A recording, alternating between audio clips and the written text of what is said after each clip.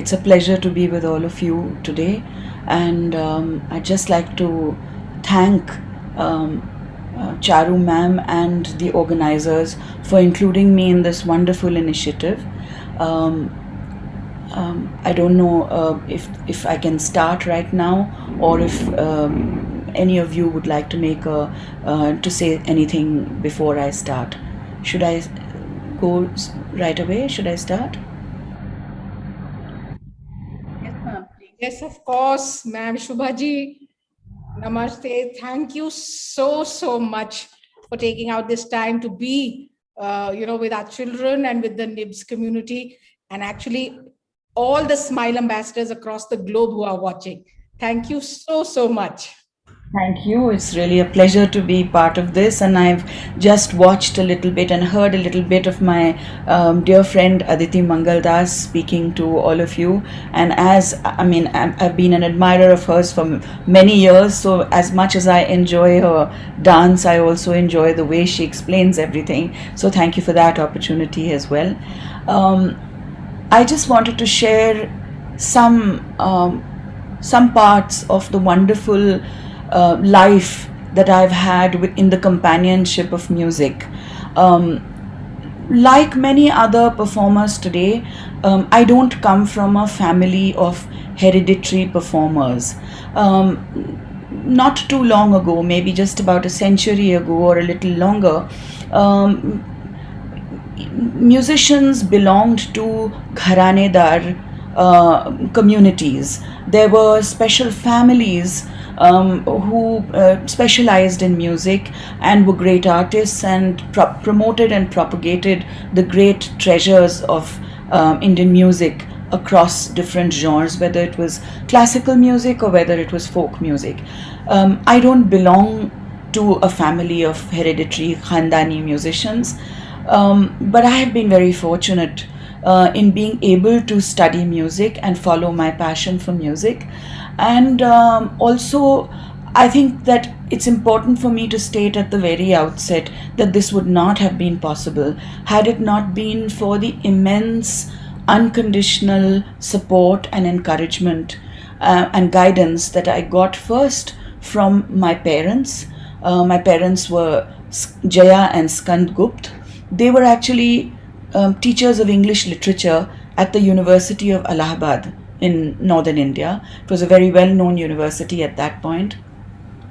And they loved music. They loved the arts in general. And so I grew up in a home where there was a lot of discussion, impassioned discussion about the arts, whether it was about music or dance or theater. I grew up in a home full of books where we read a lot and we discussed a lot, and very often we disagreed with each other, but we agreed to disagree. And we were given this license to disagree as well. So I grew up in this very vibrant home where it wasn't enough for my mother to say that, why don't you read this book? It's a classic. Let's say it was David Copperfield. We would soon be, if we tried to, sort of get by with just a skimming of the book and say, yes, I've read it. No, that wasn't possible, because we would have long discussions about the books. And we read, when I say we, I also include my younger sister, my only other sibling, my sister Ragini, who is younger than me by 3 years, which makes both of us very, very old now. but we were both encouraged to read in English as well as in Hindi, which is my mother tongue. And my parents really encouraged me to not only study music, but also to make it a part of my life, my daily life. So never once was I told that now the exams are around the corner, so you need to stop your lessons, whether it was dance or music, and concentrate only on your studies. It was important to be studying routinely, as well as studying music and dance routinely. And it didn't matter that the exams were around the corner. We still had our lessons, and we still continued our riyaz of whatever we were learning. So I actually started, as one of your students, Ishwar, just said, I started out as a 4-year-old learning Kathak in the Jaipur style.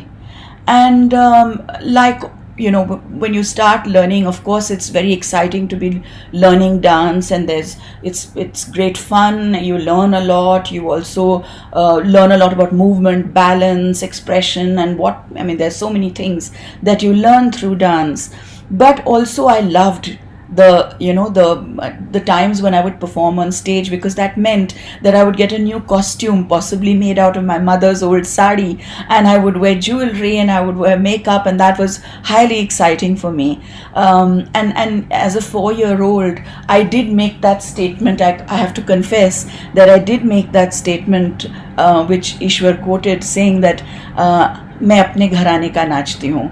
You see, I was 4 years old, and I think only when you're 4 can you make such a statement, because I had no idea what a gharana was. And when you're doing an exam for dance, there is a practical performance where you actually dance and show the examiner, but there's also a viva voce exam where you're asked questions, theoretical questions. I was too young to have been taught any of those, and so they surprised me with this question, "Tum kis gharane ka Kathak nachti ho?" And I said, "Gharana sounds a bit like ghar, so let me just say hum apne gharane ka nachte hain."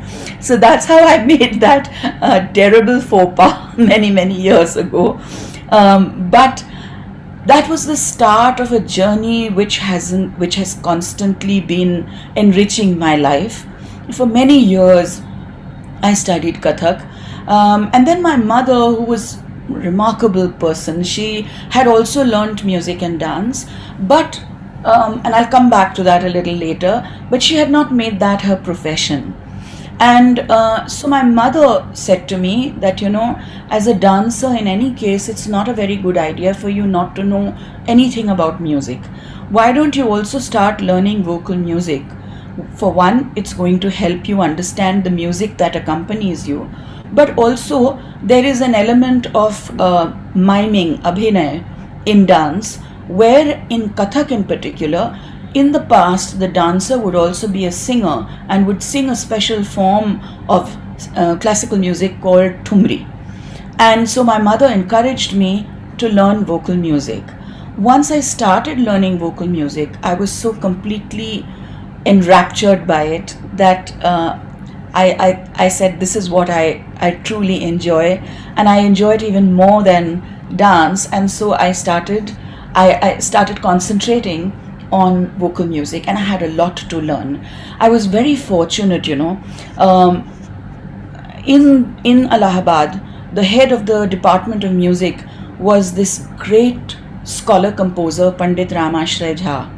And virtually anybody who was singing and teaching in Allahabad was learning from him.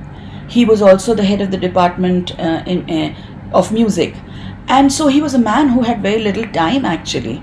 But you could say he was a colleague of my parents, because my parents were teachers in the English department and he was a teacher in the department of music. So when my parents took me to him and they said, "Panditji, would you please agree to teach our daughter Shubha?" He said, "Has she learnt earlier?" And they said, "Not really." So he said, "I'm teaching too many people. I have very little time. So let her learn the basics somewhere and then come back to me. अब सारे gamma पा से हमारे लिए कराना मुश्किल होगा." As luck would have it, one of his students, Srimati Kamla Bose, was appointed a teacher in the intermediate college where I was studying. And this was at the St. Mary's Convent in Allahabad. And one of the senior teachers there called my father and said, "We have just appointed a Hindustani classical music teacher, Srimati Kamla Bose, and she's wonderful. Why don't you let Shubha learn from her and take up music as one of her subjects in this intermediate college," which was a special class, which was like a bridge class between school and college in the years when I was going to school and college. Now it doesn't exist any longer. So my father said, "Oh, she hasn't had any talim or training in vocal music, and it's going to be very difficult for her to suddenly start singing Hindustani classical music. She's been an avid listener, but she hasn't learnt. So I think it's not going to work out." And Sister Eugenia, who was the person who was speaking to my father, said, Let's give her a month. Let's try it out for a month. And if it doesn't work out, I'll let you transfer her back to another subject. So that's how I started learning from one of Pandit Ram Ashray Jhaji's disciples, Srimati Kamla Bose. And Kamla Di, as we fondly called her, then called my parents soon after that and said, you should take her to Guruji and request him to teach her. And my parents shared that they had in fact taken me, and this is the answer. Anyway, very soon that 1 year of intermediate college was over, and I was applying for admission into the University of Allahabad. And you always have these freshers contests, etc., where I thought I was the cat's whiskers because I knew how to dance and I had already learnt a little bit of singing. And so I casually, and I think with quite a bit of arrogance, sauntered onto stage thinking I'll sing something. And lo and behold, who was sitting there in the judge's chair? None other than Pandit Ram Ashray Jha.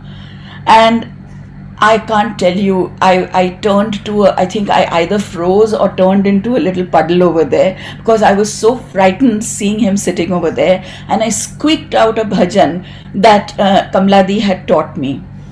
But I have to say that Panditji, my Guruji, was a very, very generous man, because despite the squeaking and the wavering voice and the sudden, loss of voice almost, he agreed to teach me soon after. And there, from that time, started a wonderful journey of very, very rigorous training, very rigorous talim, very rigorous riyaz, and which also led me to discover, prodded by my mother, who said that she felt music was what I wanted to do. So she said, after I graduated, she gave me an offer which I want to share with all of you, all the students and parents and guardians here. My mother said, I can make out that this is what really holds your interest, and it's something which really draws you, your attention.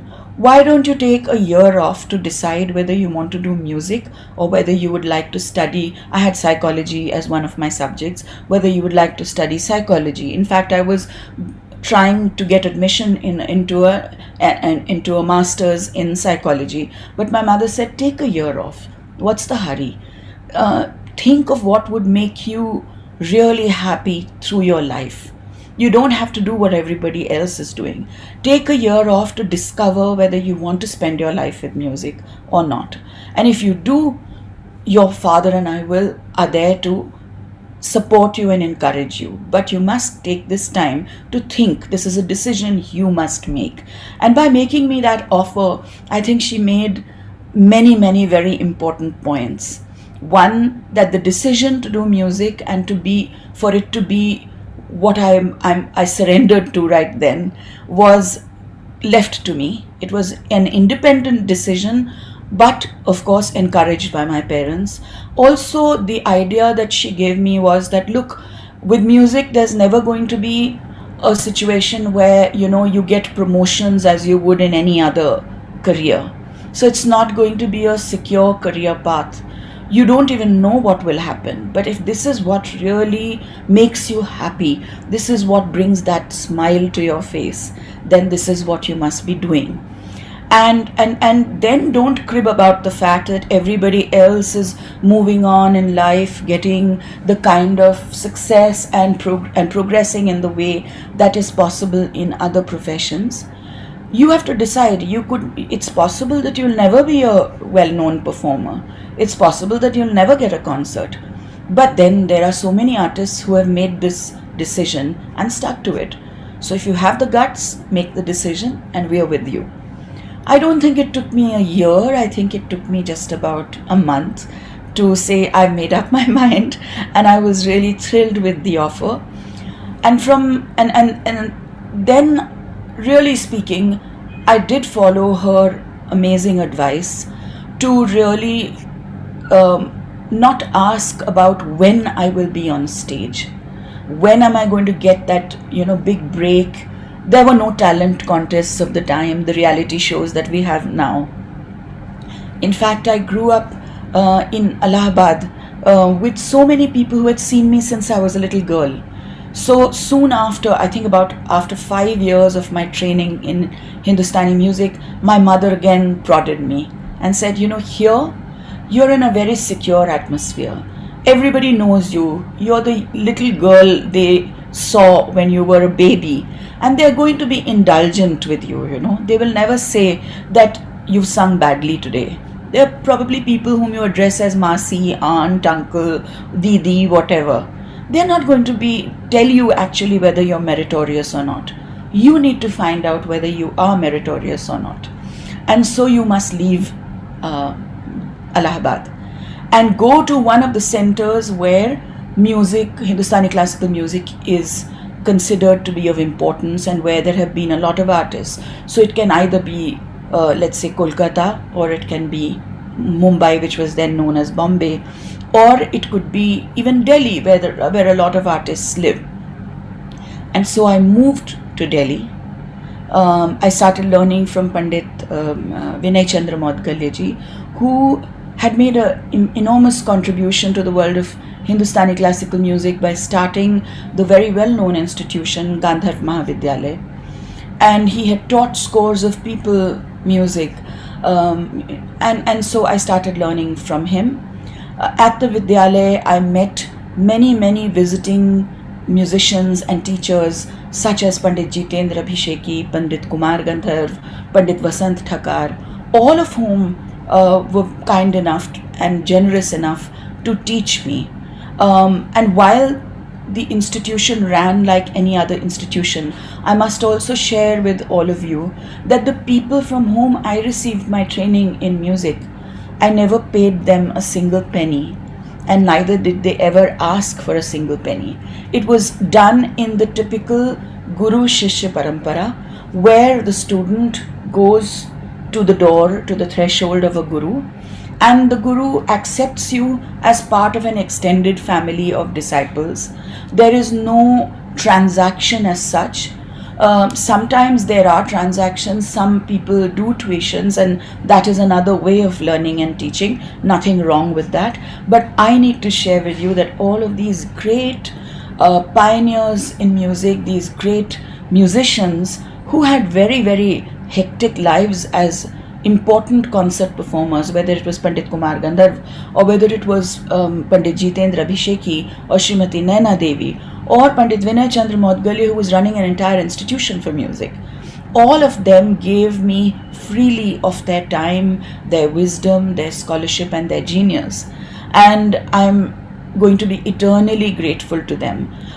In fact, that's the reason why I always say, when people say, send us your biodata, and then they don't know many of these names, and they say, can we cut this out and can we put in other things which are perhaps more interesting to other people?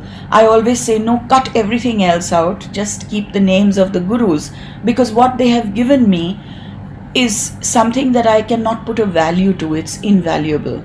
And the fact that they included me in their extended families, their spouses treated me as part of their extended families. Later, when I became a mother, and my son was very small, and I would go to Pune to learn from Pandit Jitendra Abhisheki, his wife suddenly asked me, his wife is Srimati Vidya Abhisheki, and she asked me, tell me one thing, don't you find it difficult to leave your son in Delhi while you're learning over here? I said, well, he's with the family, but yes, it is a little tough. And she said, so what's the problem? You bring him here. I will look after him while your talim goes on. What generosity, what amazing generosity, not just to make that suggestion, but to also follow it up. So, I'm just, I feel so blessed that I learned from all these great musicians and also received so much love and generosity and kindness from their families.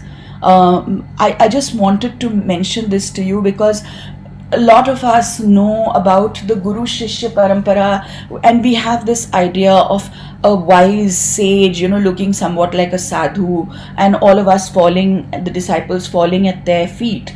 indeed there is great reverence and there is great respect for the guru. But look, here's the guru, and not just the guru but the guru's family, helping create an environment for you where you're not going to miss your little son, and you will feel happy that he's in, just around the corner, and actually creating an environment for you to continue to study unhindered.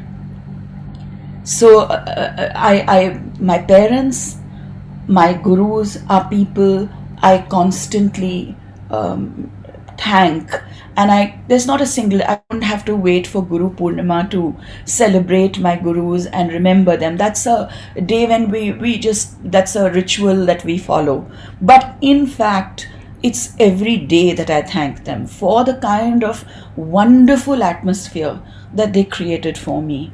And also I must say that, my parents were not doting parents in that sense. They encouraged me to the hilt. But they never were, they never said, our daughter is the best in this group. As you might have noticed in that sending me away from Allahabad, my mother made an important point that, listen, you're not the cat's whiskers at all. There are so many talented young people from across India and across the world who are learning Hindustani music. You better find out where you are in this whole in this entire ecosystem, and you better see whether you have any merit or not. So I think these reminders, and sometimes the ticking off that I would get from my gurus, the scoldings that I would get from my gurus, would make me perhaps a little grumpy on that day. But I can't stop thanking them for those dressing downs that I got and for those ticking offs that I got so many times. Also, the Guru Shishya Parampara is very much, it's like when your parents bring you up, they teach you many things which are not done in a classroom kind of a way. It's part of, how to be respectful to others, how to be aware of your surroundings, how to be aware that you are okay just because you maybe sing a little. You're not anybody special. You have to be a good citizen, you have to be a good person, and you have to acknowledge and respect what other people are also doing. So you have to recognize hierarchies if they exist, and you have to bring down those hierarchies if they need to be brought down. So you need to be respectful of what others are contributing towards your music also. So all of this I learned from my parents as well as from my wonderful gurus, all of whose names I've mentioned here. It would be wonderful if at some point those of you who are interested in music could also listen to their music. But they also, slowly made me independent as a musician. So there was a time when every time when I sang on stage, let's say as a young artist, in a festival meant for young artists like Navodit Kalakar, then my guru would help me choose the rag, the composition, would actually very often accompany me on the harmonium, just so that I felt that, Guruji is with me. But there was also, a way that in selecting that rag and the composition, and in helping me work on the presentation, they were also showing me the way forward when I would soon make independent choices myself. It was like, holding a little child's finger and teaching them to walk, and at some point and at the appropriate moment when they thought that it was correct, then you let go of the finger, and the child starts toddling and falls a couple of times but learns how to walk on their own. So in the world of Hindustani classical music, there is no like graduation ceremony, there is no graduation date which is fixed. But there comes a time when the guru or the ustad gives you the ijazat, the permission to start performing on stage, and soon helps you, holds your finger like my gurus did, by helping me select rag, repertoire, composition, how long to sing, what to do, etc. but then you're on your own suddenly, and you realize how they actually helped you make those choices. Um, as I kept studying classical music, um, there were many opportunities when I worked with other disciplines as well. So I was working with dancers, I was working with people who were doing ad films, I was working with people who were working with theatre, and I was also working with people who were doing popular music. So sometimes, I would meet people who were big names in the world of popular music in India. And one of them, I think it was around 1995, that I was recording Malhar Rags in a studio in Haus Khas in Delhi. And the proprietor of the studio was a gentleman called Jawahar Vatal, who was very well known as a producer and as a person who had recorded some of the biggest indie pop stars of the times, whether it was Diler Mehndi, or whether it was Baba Sehgal, or whether it was Shan and Sagarika, who sang in a duo at that time. Many, many important stars of the indie pop world, he had produced their albums and presented their absolutely chart-busting albums. He asked me after I was recording there that would you consider singing songs where we keep Indian instruments as well, but we'll also add let's say keyboards and drums, and we'll make it very comfortable for you, but would you consider singing songs like this and doing an album? And I said, I don't know how to do this, this is completely unfamiliar for me. So he said, well, let's do one song and see what the experience is like, and if you still don't feel comfortable, we'll just give it up. And that one song was a track called Ali More Angna. In around 90. Shubhaji, Ali More Angna. So the song went something like this. इश्क में तेरे जोगन बन गई, इश्क में तेरे जोगन बन गई, दिल मेरा डोले रे छम छम बोले पायलिया मोरी पायलिया रे. That was what the song sounded like. And of course, it was very much faster than this, and it had lots of drums and keyboards and chorus and everything. And this was the first song that I recorded for an album called Ali More Angna. And Jawahar then, created an entire album.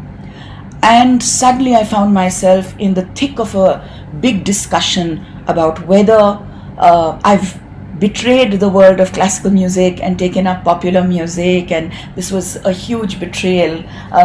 Some felt no, it was great fun.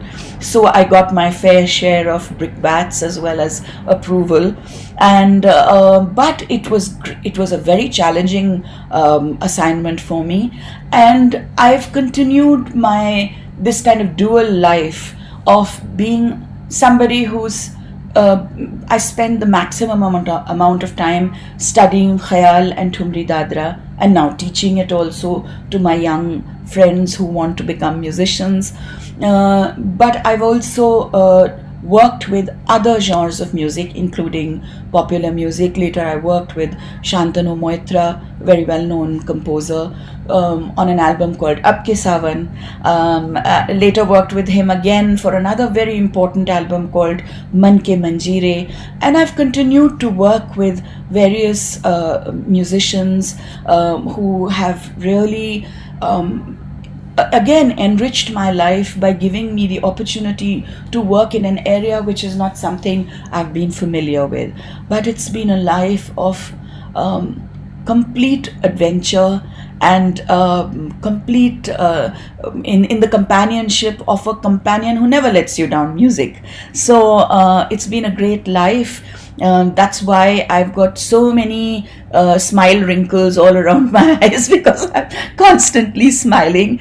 But this is, in a sense, what I've been doing for many, many decades now, and I hope to do for the rest of my life. But thank you so much for letting me share this journey with you.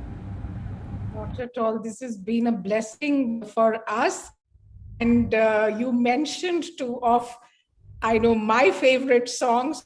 So we cannot go further without your singing some lines from Apke Savan and Manke Manjire. So Apke Savan was really quite fun, because all the other songs I had rehearsed with Shantanu, but this one he hadn't shared with me. And he, in the studio, he suddenly gave me the surprise and said, "Try and sing this song." And I said, "Let me try it once, and if you, they might need to change a few things." So it went like this. अब के सावन ऐसे बरसे, बह जाए रंग मेरी चुनर से, भीगे तन मन जिया न तरसे, जम के बरसे जरा रुत सावन की, घटा सावन की, घटा सावन की, ऐसे जम के बरसे, हे। Beautiful. Beautiful. Thank you. I don't know if any of you have questions. Please do go ahead. Yes, That was just incredible to hear. And I Thank you. just want to say, after that thrilling session, I'm sure our Smile ambassadors have a few questions to ask you. So I would like to invite them to ask.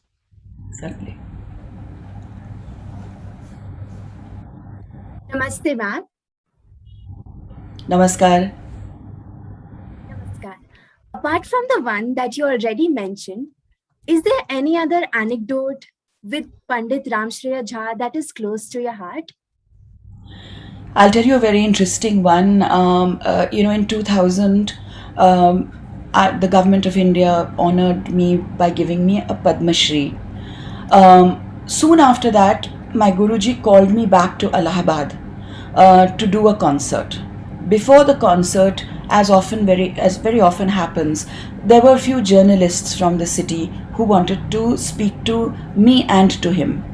And one of the journalists asked a very strange question. I was completely aghast that he asked Guruji that question. He said, "You've trained this young woman." I was very young at that, much younger than I am today. And so he said, "Your student has received a Padma Shri, but you haven't. How do you feel about that?"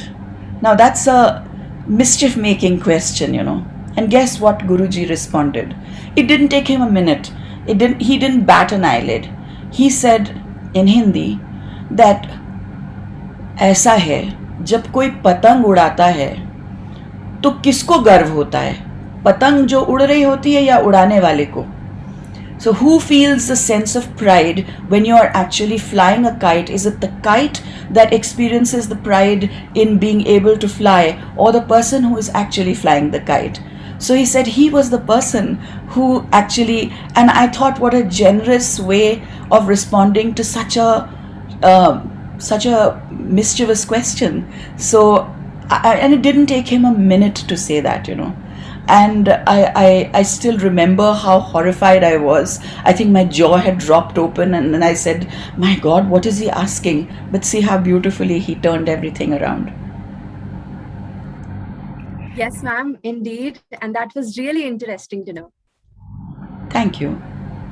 Ma'am, you've been closely involved with several projects related to music education in school, and also chaired a focus group discussing the need for introducing an art education program in mainstream school education. Ma'am, why do you think this is important? It's very important for all those smiles that we keep hunting and collecting. I mean, it's an established fact, Shaurya, that that the arts really help you in various ways. And one of the important ways in which the arts help you is also to help your mental health. You need not be a great performer, but just the company of the arts, just the ability to express yourself freely, and to see how others have expressed, to engage with the arts, really creates a sense of makes you a better human being in many ways. And this has really been studied in great detail. But also remember that the arts have been used in myriad ways. They've been used as entertainment, but they've also been used as ways of, let's say, protesting or making a point about various issues in society. So today, if we are worried about, let's say, something like the coronavirus and the fact that there is vaccine hesitancy, perhaps a song about overcoming vaccine hesitancy would perhaps work better with some people than telling them that, look, if you don't do this, this is what is going to happen to you. So I think arts really work in various ways, and it depends on us how to engage with them. So I think really, if we do need to be smiling a lot, then the arts really need to be friends with us, whichever art you like. It need not be classical. It need not be. It is completely your choice, your independent choice to do any kind of arts and to engage with the arts in any way that really interests you. Thank you, ma'am. I totally agree. And I can say I'm proud of our school because NIVS actually promotes and encourages arts throughout and lets us take on whatever we like to pursue. Absolutely, I couldn't agree more, because they have so many artists, and even in this festival. So I think you're a very lucky person to be in this institution. Yes, ma'am. Ma'am, I'm curious to know, do you prefer live performances or recorded music, and why? Well, till the lockdown, almost every artist in India was spending a majority of their time doing live concerts. So there is a familiarity with live concerts that we don't have, let's say, with online events. But as I've said very often, artists are very adaptable people. In the early, let's say around 1901 or 1902, recording technology came to India, and the artists of that time started learning how to record for 78 RPMs. Now, that was a very big challenge. They didn't even know that their voices could be captured. But see how beautifully they adapted to that. This is a new situation for us, and certainly it is very difficult to perform without the live interaction with not just the audience, but also with your colleagues, with your fellow musicians. So it does become difficult, but we've learned how to deal with this. And of course, we believe that it is very, very important to be safe, not just for the artists, but also for our audiences. We would hate to have a concert where anyone gets infected. So in that situation, we are learning to deal with this new format and come to terms with it. Some of us will be able to deal with it better because we have better technology available to us. We have better equipment. Some of us are more privileged.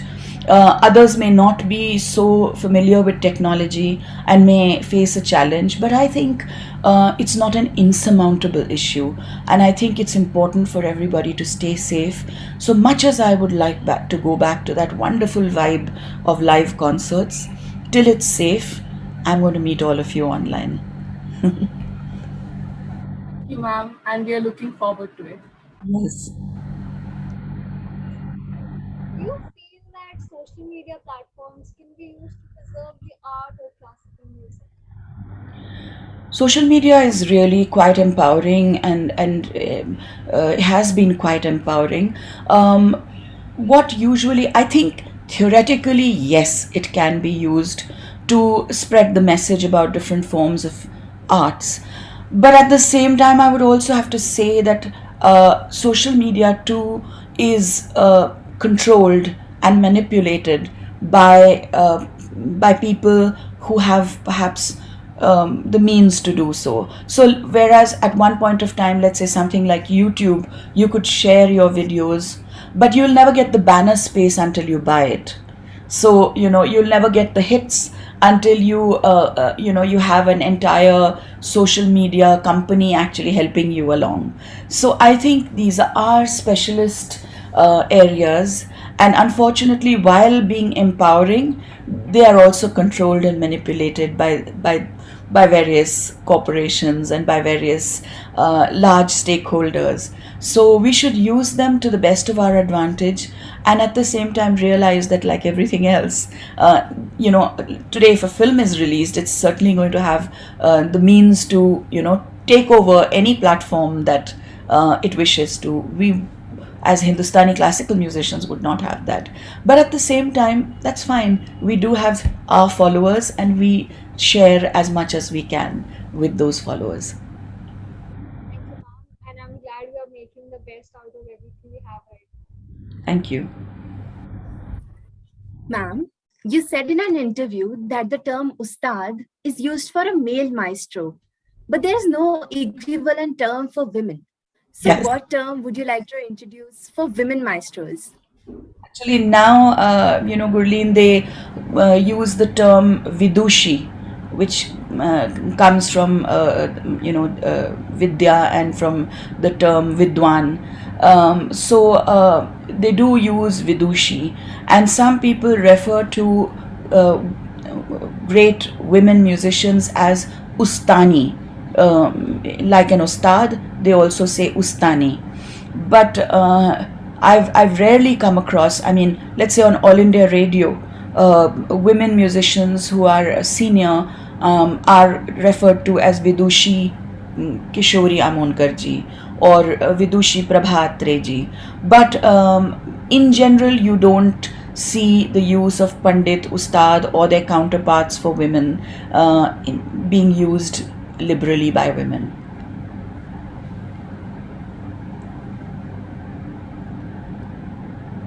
Yes, ma'am, and I think that is good to go unless all the women maestros agree to be recognized by that.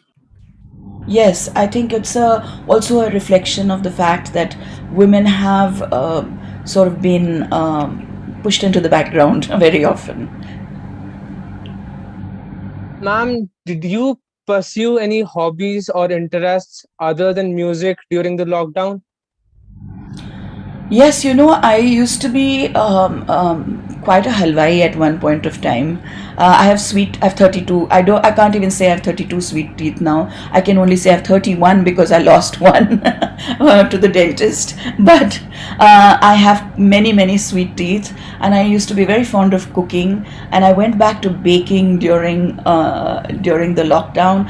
I did a lot of. I'm an avid reader, and I often read. Of course, now it's more about music than anything else. But I read, I composed, I'm a knitting and crochet fan, so I did a lot of all that during the lockdown.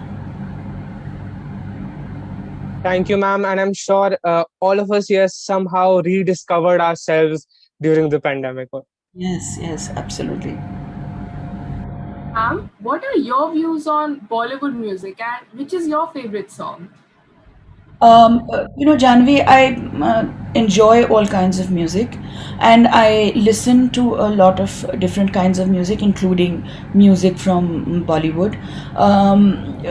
Of late, I have not heard too much music that has stayed with me, but in the past, I listened to a lot of Bollywood music, and I enjoy the music that is. I enjoy many songs that have been sung by, let's say, people like Hariharan ji, Shankar Mahadevan, Javed Ali.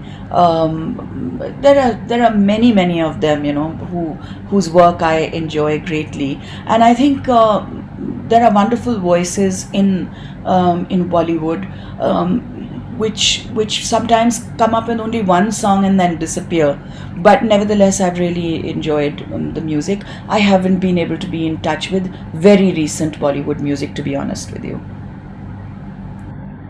It would be a pleasure if you could sing a few lines for us from any song of your choice. Can I sing a song which was, I don't know, I mean, whether you people enjoy that music from those years, from the earlier years of film music, but um, We will, Shubhaji, we will.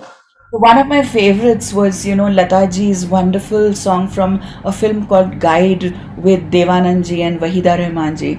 And it used to be, पिया तो से नैना लागे रे जाने क्या हो अब आगे रे नैना लागे रे पिया तो से नैना लागे रे. But somehow Lata ji's voice is so amazing in this that when I hear myself singing it, I feel like saying, let's go back to the original. But it's a beautiful song. We have, as you can see, you're gathering admirers, Shubhaji. The screen is just filling up. No one wants to be left behind. So we are joined by Jugnu ma'am and Sindhu ma'am, and I'm assuming you have questions from the audience. And we wanted more songs. Came in for some more requests. Actually, we just wanted to come in and hear a little more from you, ma'am. And I think everybody in the audience is waiting. Charu ma'am, if you could. Share, would it be possible for you to share computer audio with me? I really would like to share with you a recent project which you may not have heard, and I want to share this with you for a particular reason, because all of you are very conscious of current issues. So this is a song, an ode to Dharti Ma, which we are all forgetting, and which is why we are seeing so much climate change, etc. This is a project that my husband Anish Pradhan and I did with Australian musicians, and a wonderful Australian, you could call her a guru. She's a saxophonist and a composer, and her name is Sandy Evans. And she and my husband Anish and I composed for this project, which was called Bridge of Dreams. And there is this song to Mother Earth, which I feel I would love to share with all of you. It's played by all of us, that's Sandy, Anish and me, as well as a group of, it's a wonderful group called the Sirens. It's a big band of largely women musicians in Australia, as well as a tabla player called Bobby Singh, who also lives in Australia, and a harmonium player from India, Sudhir Nayak. Do you think I could share computer audio? And so I'll just share sound, okay? Yes, sir. Share screen, share sound. Yeah. Okay.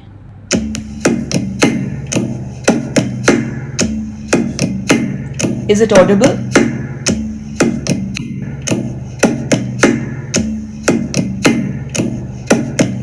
धरती के दरबार नौबत बाज रही है दरबार नौबत बाज रही है धरती के दरबार नौबत बाज रही है दरबार नौबत बाज रही है बाज रही है घन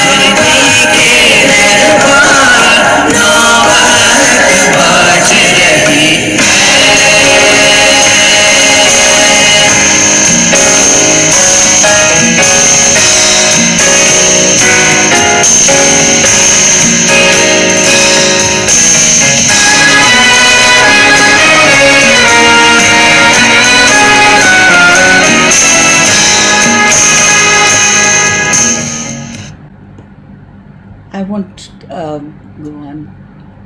I hope you enjoyed that. Speechless. We are just speechless, Shubhaji. Thank you so much. Speechless.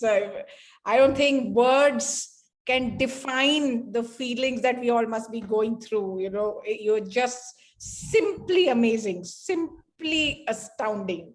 Thank you so much. And I'm so glad that you enjoyed this, because it was our way of saying that we care about the environment, about Mother Earth, and that's an important thing that we all need to remember. So thank you for listening to it with such patience. We are truly blessed. We are truly blessed to have this opportunity with you. Really, Shubhaji. My pleasure entirely. Anything else that you... Questions? Otherwise, Shubhaji, you cannot go without Rangilo Maro Dolna. Instead of that, I'd like to mention, because you said that, Man Ke Manjeere was very important album for me. It talked about women's issues, and there was one song in it which really made had made a very important association, because it was modeled on a typical wedding song from Uttar Pradesh, where very often in a question answer session, the young bride to be is asked, what kind of groom would you like? And so it was on those lines that this song was made, and it was called Babul, but it was about empowering women, and it went something like this: Babul jiya mora ghabraye, Babul jiya mora ghabraye, bin bole raha na jaye, bin bole raha na jaye, Babul jiya mora ghabraye. And after many questions and answers, don't marry me to a trader, don't marry me to a jeweler, to a goldsmith, the last verse made a very important statement. It said, Babul mori itni araj sun lijo, मोहे लोहार के घर दे दीजो, जो मोरी जंजीरें पिघलाए, जो मोरी जंजीरें पिघलाए. That was the culmination of the song. Really, one hears you and one is teary just hearing you. No, not at all.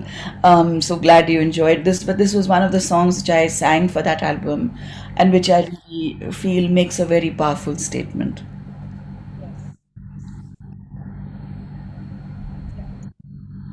Yes. Any other questions? I know Ishwar, ma'am. Any others? I want to take up, because it's come from a student, so I just want to take that up.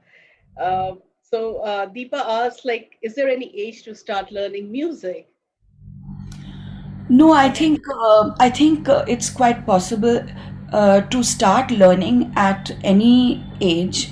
There really is no age bar. Of course, there are a lot of things. If you start learning from a very young age, there are many things which you have that much time to get used to them. But if the purpose of your learning is not necessarily to start performing, then it's a great idea to learn. In fact, very often I find that adults are far more motivated than young children. Very often people who come to learn from us are sent to learn by, let's say, parents or grandparents who believe that learning is very important. The child themselves, himself or herself may not be highly motivated. But adults who come to us are very motivated, and sometimes they are wonderful learners. So I think it's quite possible to learn at any age where you still feel the curiosity and want to explore the world of music. There's still hope for me. There's still hope for me then, Shubhaji. You are training so many people and doing such a valuable job. Ma'am, Pooja ma'am would like to say a few words to Shubha Mudgalji. Ma'am, this one. Shubhaji, Pooja ma'am, you met. She's our chairperson. Yes. Yeah. Namaste, Shubhaji. I had to say to you, just we are so grateful and blessed to have you. And having you with us, it was, of course, an unmatched experience to hear the wisdom and insights from your life. But even more than that, thank you so much for sharing yourself with us in this way, for sharing your voice in such a natural way, for sharing your smile, just letting us be a part of you.